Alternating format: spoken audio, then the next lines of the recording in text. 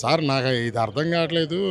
మరి ఇది భారతదేశమే కదా, ఇందుట్లో అంత మహానుభావుడు డాక్టర్ బిఆర్ అంబేద్కర్, రత్న బిఆర్ అంబేద్కర్ గారు మనకి రాసిన రాజ్యాంగం అని ఒకటి ఉంది. అది ఎందుకు రాశారు? మనుషుల కోసమే కదా సార్ రాసింది రాజ్యాంగం అనేది. న్యాయం అనే అదే చెప్తున్నా. ఆ రాజ్యాంగం ఏమైపోతుంది?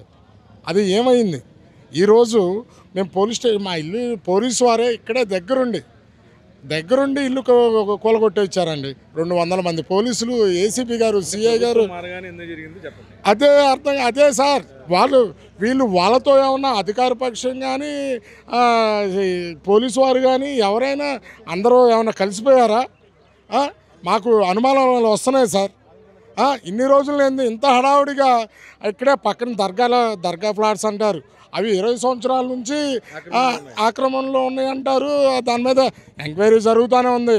కానీ వీటికే ఎందుకు ఇంత తొందర సార్? దగ్గరుండి ఏసీపీ గారు కానీ సిఐ గారు కానీ దగ్గరుండి, సార్ కొంచెం ఒక్క అరగంట ఆగండి, సామాన్లు తీసాం, ఒక్క అరగంట ఆగండి సార్ అన్నా సరే అసలు వినకుండా లేదు. అసలు అవతల వ్యక్తి ఒకడు హరిప్రసాద్ అనే వ్యక్తి వస్తాడు.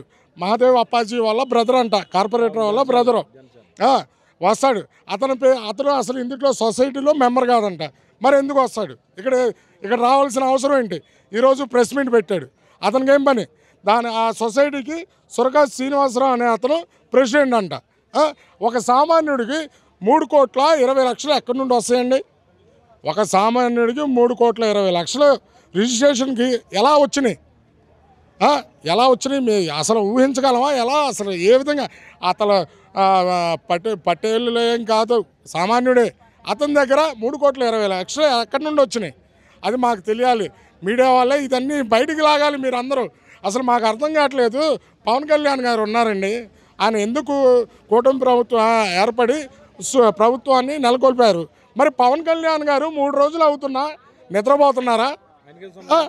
ఆయనకేం సంబంధం సార్? ప్రభుత్వం వాళ్ళే కదండి, కూటమి ప్రభుత్వంగా. జగన్ ఒక్కలే ఒంటరిగా పోటీ చేసి వాళ్ళందరూ కలిసి బీజేపీ, జనసేన, టీడీపీ కలిసి పోటీ చేసి ప్రభుత్వాన్ని ఏర్పాటు చేసినప్పుడు పవన్ కళ్యాణ్ గారికి బాధ్యత లేదా?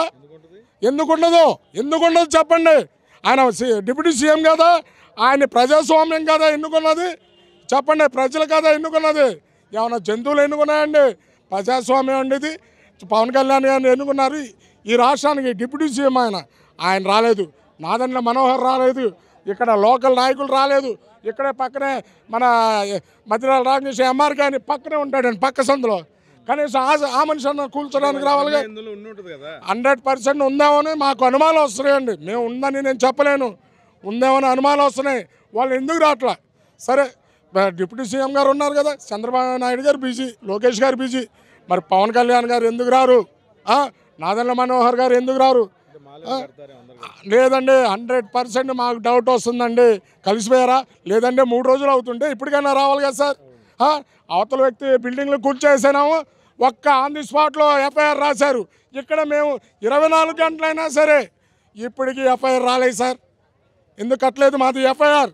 ఆడవాళ్ళందరూ ఇంట్లో ఉన్న ఆడవాళ్ళని చేతులు పట్టుకొని చున్నీలు పట్టుకొని కిందకి బయటికి లాగారు. ఇది ప్రజాస్వామ్యనా? పోలీసు వారి దగ్గరుండి అన్నీ జరిగినాయండి. ఇది ఎలా?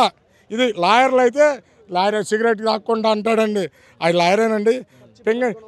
అతని పేరు పింగళి గిరిప్రసాద్. అతను సిగరెట్ తాకుండా మేము 15 మంది లాయర్లను కలిసి ఇది రాసాము, ఏ లాయర్ వచ్చినా మీకేం జరగదు. 15 మంది లాయర్లు కలిసి అది రాశారంటండి, లా పాయింట్లని.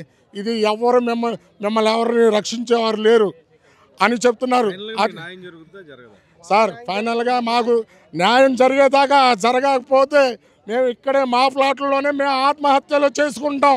మేము చావనైనా చేస్తాం, కానీ ఎక్కడి నుండి న్యాయం జరిగేంత వరకు మేము కదలం. ఒక్కటే నేను సీఎం గారికి, లోకేష్ గారికి, పవన్ కళ్యాణ్ గారి ఒక్కటే వేడుకుంటున్నా, మాకు న్యాయం చేసి పెట్టండి సార్.